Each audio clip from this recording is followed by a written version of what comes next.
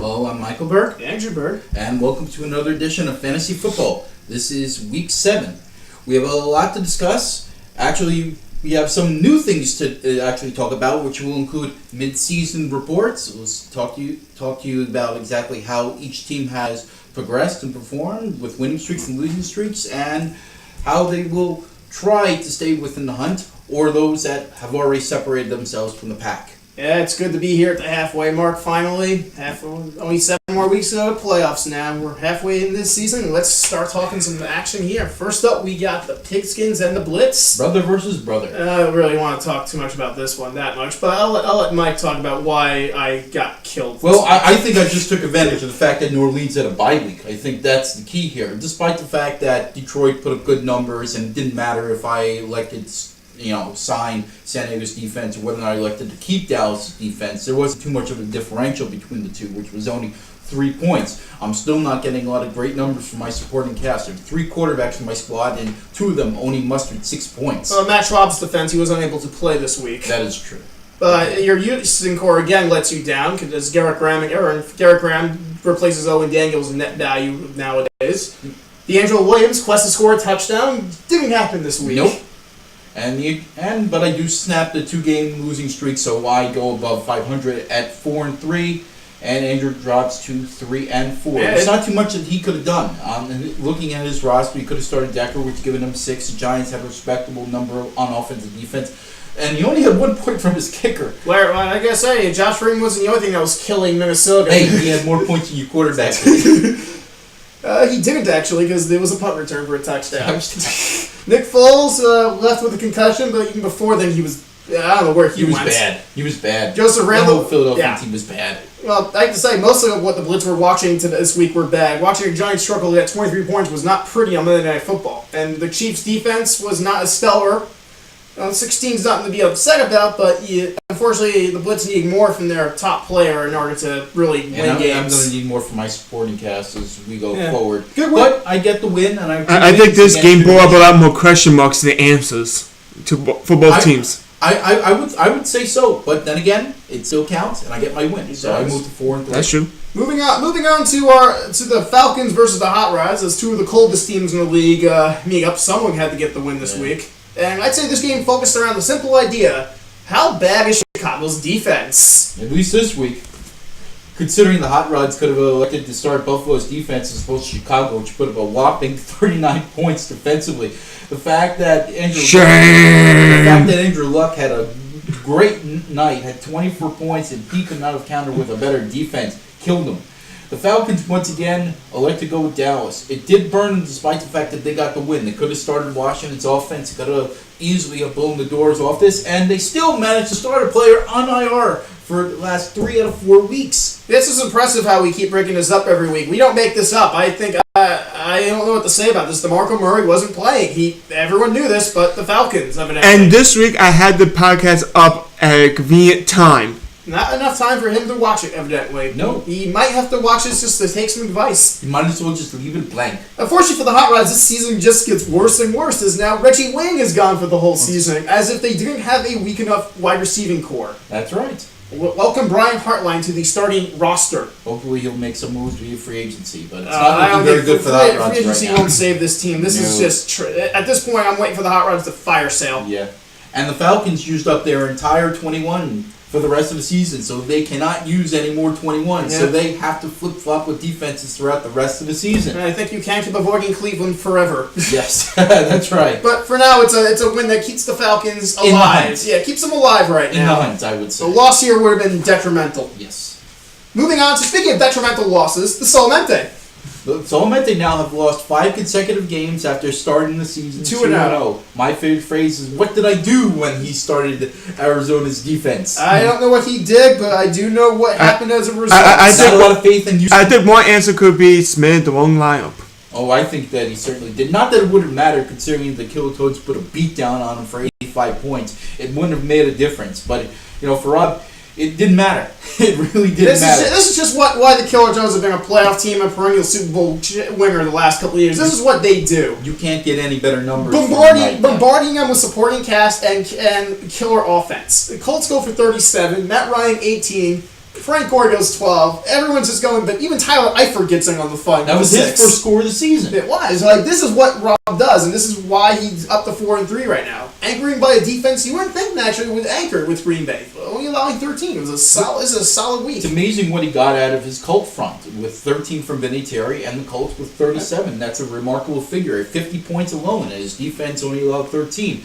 It's one of the highest scorers this week. Yeah. So it didn't matter what the supplement they did, but we just like to point out why he liked to start Arizona's defense. Well, Fred again, they continue their love-hate relationship with Fred Jackson, still not figuring out when he's due for a score. Yep. The Jared Boykin signing was the one good thing he did this week, but Yeah, he got 24, from between Rodgers Rodgers and and Boykin. So that was pretty good. that gets negated when you start, allowing your defense to score 34 points. All the nice little smart moves don't add up to cover a big The screw score up. would have been just more respectful in this case, but it's fun when he actually started Arizona's defense. I don't know what's happened to the Yeah. Solomon this season. They've seen better games. They have fallen completely apart now. 2-5 right now. They've fallen to the basement.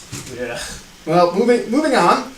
Well, our expansion team Maximus had a chance to get themselves in the first place, and they failed miserably. Yes.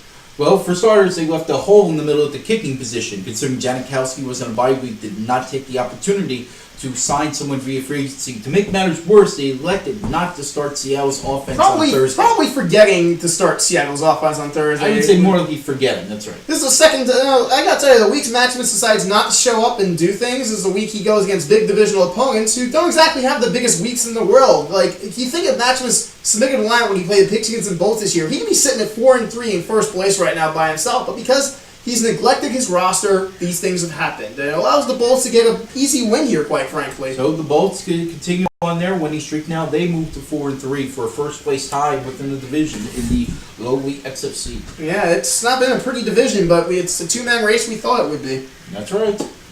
Next up, we have System of a Down versus Bossman. Is a must-win for System of a Down. Here's a team who got what they needed to get done. A big divisional win this week for System of a Down. And they now have 2 consecutive wins. They put up great numbers this week just by looking at their squad. Against San Diego, Novak, Woodhead got him 6. New England only allowed 14 points effective. They did an excellent job this week. There's not much that Bossman could have actually done. Bossman had a great run. Okay, their winning streak finally ended. They move now to 4-3 within the standings. He could have started Cincinnati's offense, which would give him more of a lift.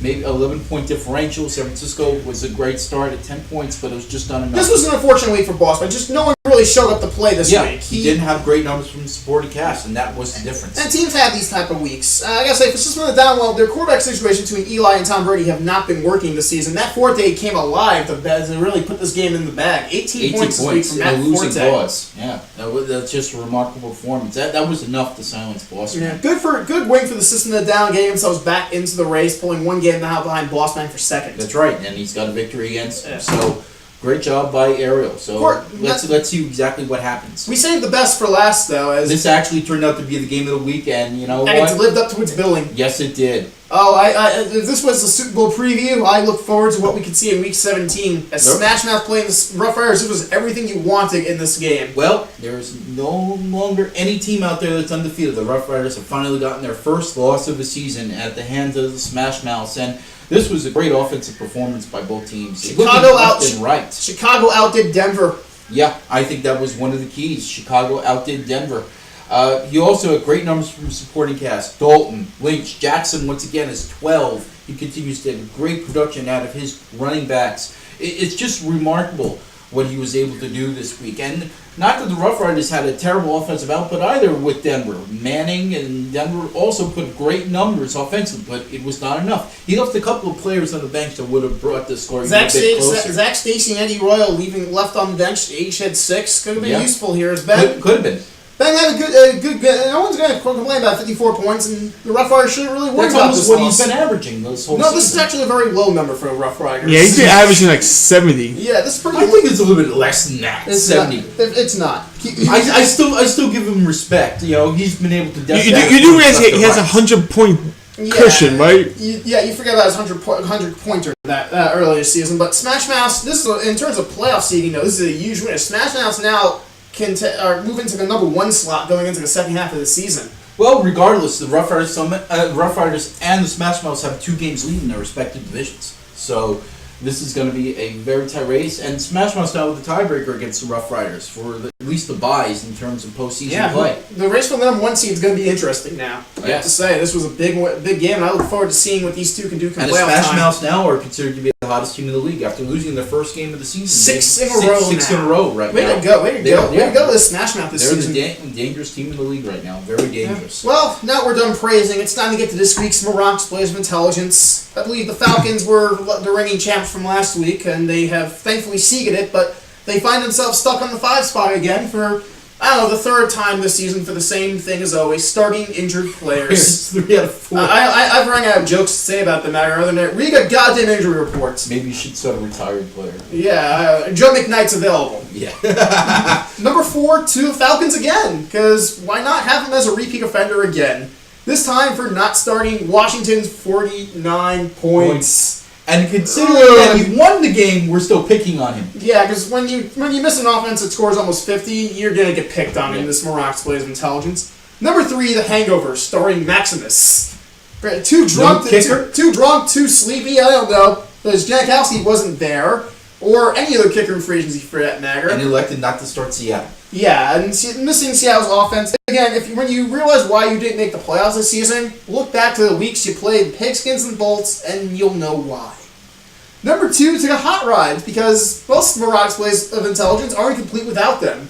This one for starting Chicago's defense. And the Windy City was blowing away, making Roy Halu look like a superstar today. But thankfully for him, number 1 goes, what did I do to Solmente? Because what did you do? You got number 1 on this list for starting Arizona's defense on Thursday night. I don't know what you were expecting. And then an hour afterwards say, crap, what did I do wrong? Yeah, sitting at the bar reading that Twitter feed was the funniest part of the week for me. Then It was more exciting than watching the game. Yes, it was. Certainly beat Monday night's disaster game. You mean Thorpe Fest? Yeah, I can't say it was one of the worst football games I watched between the Giants and Vikings. Oh, easy of the season. Yeah, but congratulations to Solmente. While you can't win a game anymore, you can certainly win the number 1 spot in the Morocco's Blaze of Intelligence. Keep on trucking. And now we turn our attention to the mid-season report. It's time to look at what we are and what can we expect from these teams. Let's start with the AFC and let's start with the good news. The Solamente. Actually, nope. Smash Mouth, my bad. We were talking good news for a minute. Shame. Well, look, like I said before with the Smash Mouths, we had high expectations for them. I think what we I had high pretty expectations low. for them. I think the key was what they were going to get from their wide receiving output, considering that they have 2 dominant running backs with Charles and Lynch. And they've been able to do very well. They're the hottest team in the league right now after losing in the first week of the season. They've reeled up 6 consecutive victories. They've done a great job right now. They just beat the Rough Riders. They gained the tiebreaker. I give them an A. I don't think there's anything more that we could say. I concur. This is they're on top of the world right now. 7 weeks into the season, I can't think of a better start for them. Quite I'd like frankly. to see what they do defensively down the stretch. That looks like That's the one Achilles heel that I see. But other than that, I think they've been very good. Well, the managerial decisions on offense have been questionable. We've had some weeks where they just make wrong decisions on offense. Yeah. And, we got to see them shore up their managerial input, but so far this team is strong and they should carry them quite far. And I expect at least a playoff run out of this season. I agree. Moving to the next team, the Killer Toads. Rob's been there before, and he looks pretty strong. Rob looks like where he always is, always there in the second tier right now. I still think he's a very potent force in this league, and the idea is that he still has great players. He's got great supporting cast members. If it was with the Smash Mouth, he actually might be in first place. Has he even played the Smash Mouth? Smash Mouth has the tiebreaker. And Smash Mouth does have the tiebreaker against him. So that actually is pretty big. But overall, he's done very well. The Killer Toads have suffered from some really anemic weeks. You have a week last week or this week where they scored 85, but last week we were killing them for their no-show performance. Like we've seen them be inconsistent this season. But not knowing when to start Philadelphia's offense, I think mostly. Yeah, Philly's offense has been a trouble part for them of wondering when they're going to get hot. They seem to be the looks of a team that will make the playoffs. So I think they have a chance. I think they're a strong team to make a wild card berth. And they could potentially make noise. Last year they upsetted their way into the Super Bowl by upsetting the 13-2 Bolts. This is a team that can certainly do that and follow that same route to the Super Bowl again. That's right. So nothing to say really about the Killer Toads other than that. It looks like they're where they need to be.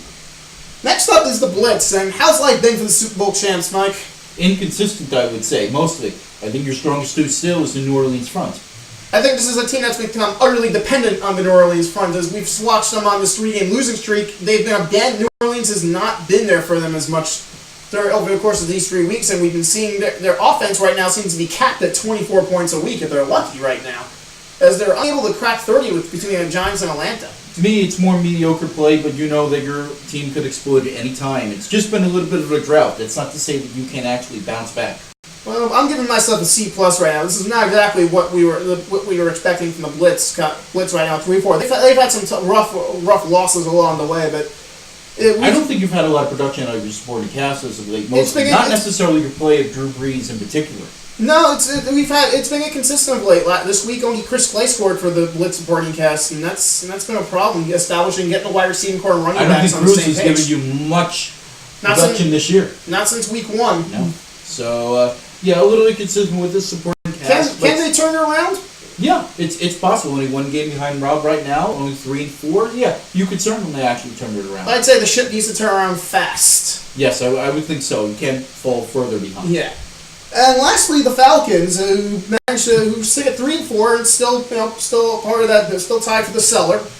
I'm curious to see what type of moves they actually make. You almost wonder why this team is actually 3-4 at times. They are 3-4 entirely because of their own stupidity, and there's just no way to sugarcoat it. There's a reason why they're frequent visitors on the Mondays of Intelligence, because they keep making They like to start injured players. They don't start the right offense. They've already used up all their 21s on defense. Not inefficient quarterback usage. It's poor management. Yeah, this is someone who's using their tool is trying to fit a triangle in a square-shaped peg, and it's not working. No. I think you could actually have a much better record. Yeah, I give him a C-, quite frankly, for the way I've seen him. They could easily have 2 more wins. Yeah. No, I agree with that. This is a team that has shot itself in the foot constantly, and I've seen teams, who just aren't strong enough. This is a team that is strong, is just killing itself with poor decisions. And we do not force them to make these bad decisions. No, entirely on him. Yeah, this season will fall on the Falcons if they screw this up here. Yeah. Luckily for them, they are in it right now. They are in it, and they're not too much of in a hole with 3-4 type of deal. Only a game out of the wild card spots. This is anything can happen. So let's see exactly what he does in the future. Hopefully, he will make right moves, and he will pay attention to the IR report. It's on NFL.com. It's on TV everywhere. Just watch. Moving on to the NFC, which has had a bit of a resurgence the last few weeks. I know, it's still a little bit inconsistent. The dominance by the Rough Riders and Ben really have... That's the stability in this division right now. Again, there's not a lot of parity actually between one and the other 3 teams right now. Ben has just totally dominated this division at the moment. He continues to ride Peyton Manning, continues to ride Denver, which put up ungodly numbers this whole year. I gotta tell you, the last couple of weeks, Denver at least has started to come back down to earth offensively. Yeah, they haven't played as crisp. No, not as crisp, but it looks like there might be a little chink in the armor finally. And when I mean chink, I mean like a peck. A peck. Yeah, instead of him getting like 80 points, he's gained 60 points. Yeah. He still had 54 points, when he lost to Pedro. So he's still very dominant right now, despite that loss.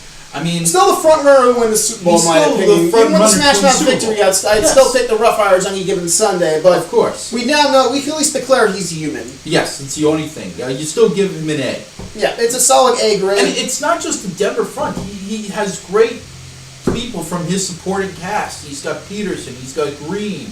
He's got Gakowski. That was a great signing by the tight end Julius Thomas week 1. He hasn't regretted it since. No, that's been the anchor for Julius Thomas. That kicked him an extra gear. I know. That's given him an extra gear. It's a brilliant signing. I mean, he's done a phenomenal job through free agency. The issue for the Rough Riders will be keeping the defense manageable. We've seen the defense has been cracking up points the last few weeks. It has. He almost has the same flaw that Pedro has a little bit. But when your supporting cast puts up that numbers, you only need marginal efforts at best to win this. Yeah. And at this point, we're still Rough Riders team to beat. They're still the team to beat. We're the boss men who have had a major change of circumstance since we last spoke about them. I'll give them credit. After starting the season 0-2, they picked themselves up. They're right now within the thick of things in terms of a playoff spot. They did lose last week to end their 4-game winning streak, but kudos to boss men actually picking up the pieces. I've liked how they've used their supporting cast better. San Francisco's defense has been a good anchor for them the last few weeks. Yes, San Francisco front's pretty good. The offense could use a little. Cincinnati, Baltimore are still struggling for him offensively to be dominant. And that's gonna be Considering an issue. Cincinnati's the first place team right now, you might anticipate that they might hold it, so he certainly could get more production out of Cincinnati throughout the year as opposed to Baltimore.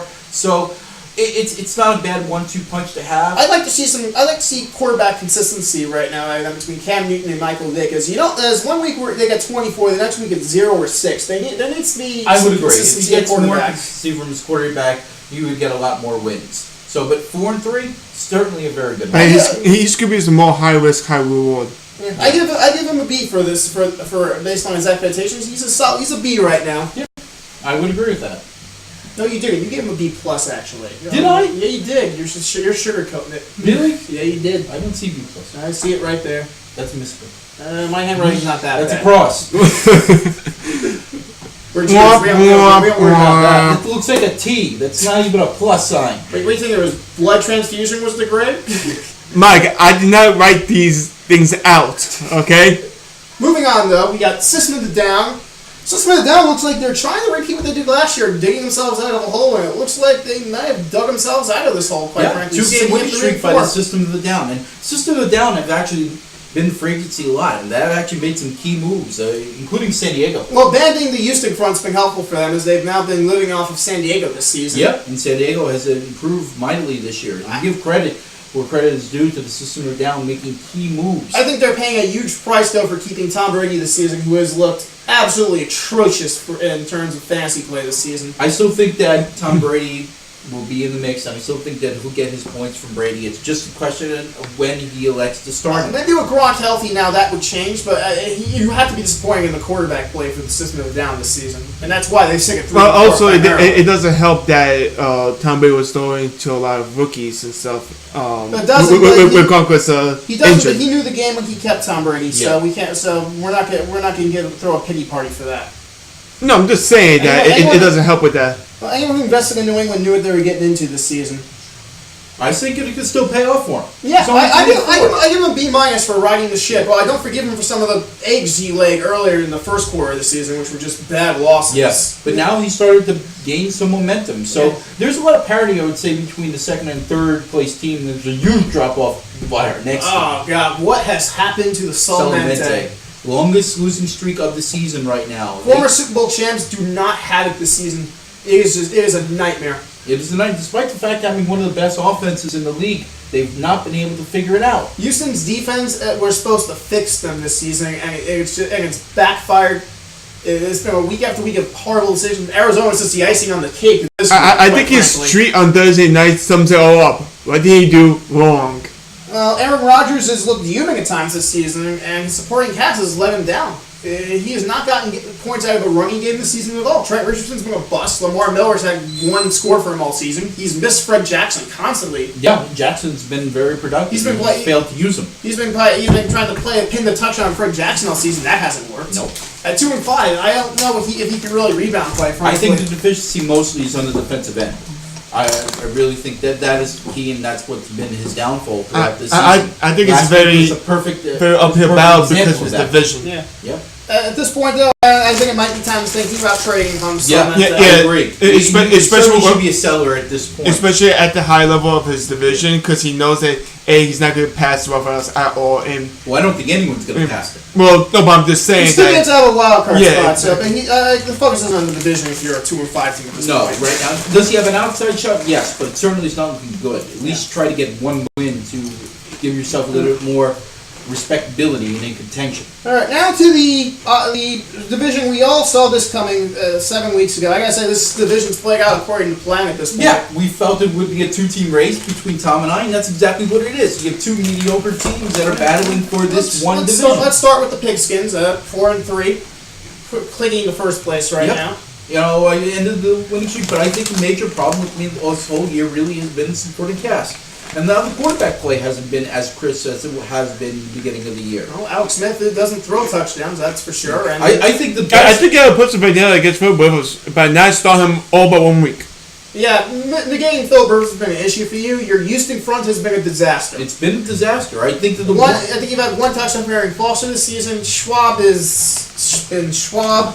Schwab has thrown more touchdown passes to the opposing team than he has for your He team. has. Garrett has.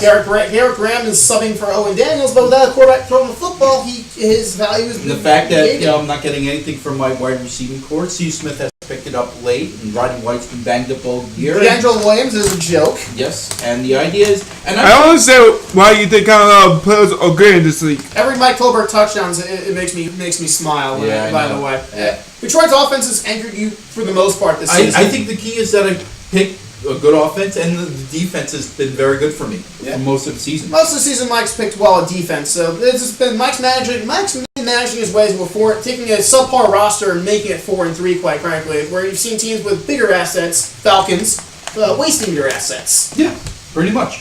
Yeah, this is a good. Mike's been a good manager for years, despite his 2 Super Bowl wins, and this is making bricks drag out of nothing because he really doesn't have a lot to say about his team on paper. No, I really don't. For the Bolts, it's been it's been very meh for them considering, despite they've gotten the 4-3, but do they really look like a sexy pick this year for? I don't know, but they got a better supporting cast than me.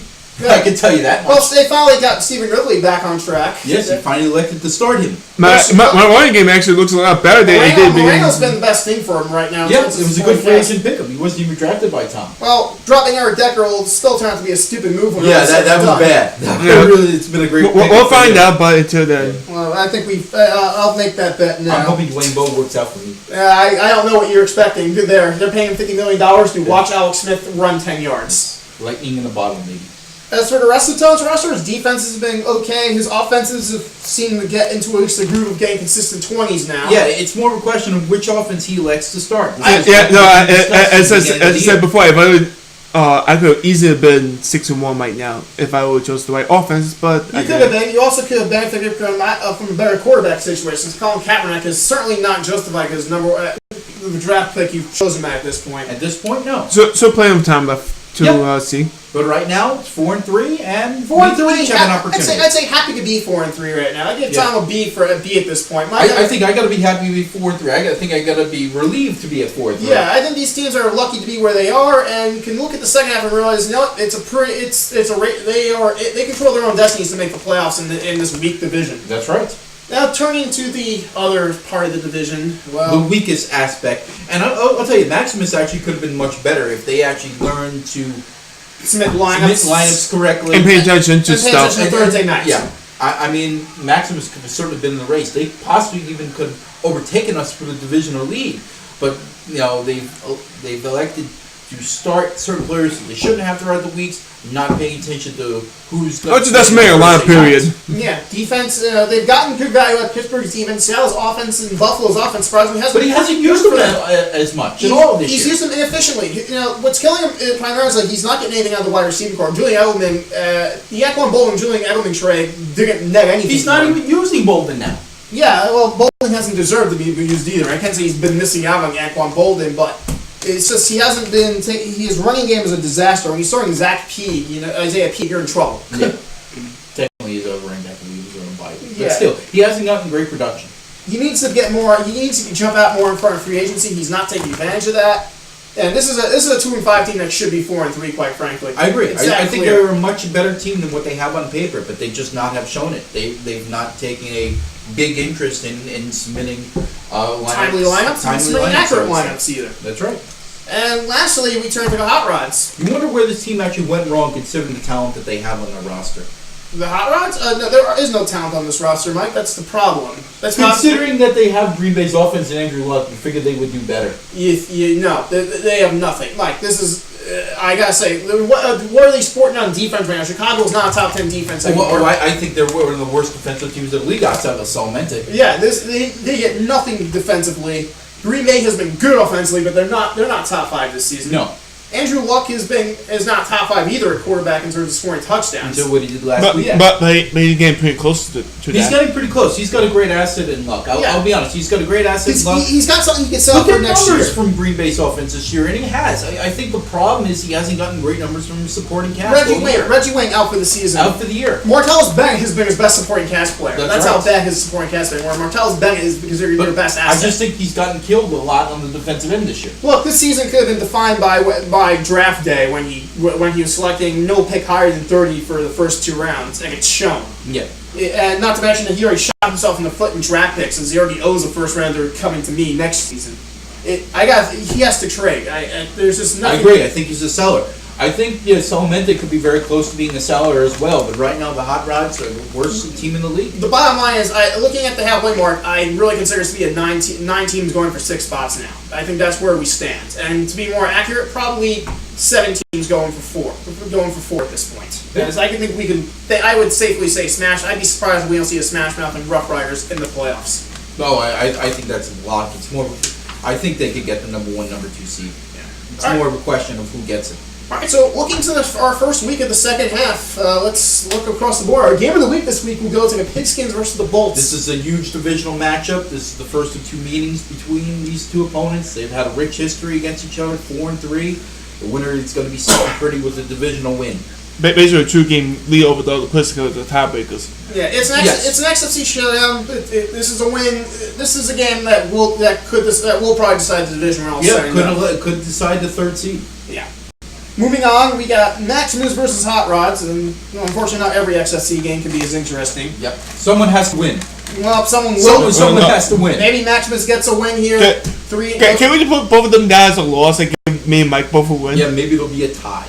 that would be fitting for one. That would be fitting for this. No, it'd probably be a tie. -1, -1. The less said about this game, the better. Yes. The Kilatoes versus System of a Down. That's a good game. This is a wild. This is one of the 2 wild card games of the week that really have good wild card implications. As both teams are now jockeying for position, the Kilatoes can deal a blow to System of the Down here, knock in the 3 and 5. System of the Down looks to continue their winning streak right now. Hopefully, get back to 500 with the 3rd consecutive win. This is an extremely key game here for System of the Down. I have to say, it's almost a must-win here. I would agree with that. And when we look at the other big wild game, Blitz versus Bossman, Must win for you. Yeah, Blitz need tiebreakers, and getting the win against the Bossman would go a long way here. Now, 4-4 is the key right now for teams at this point. As the wildcard race is going to either grow or it's going to disappear fast. That's right.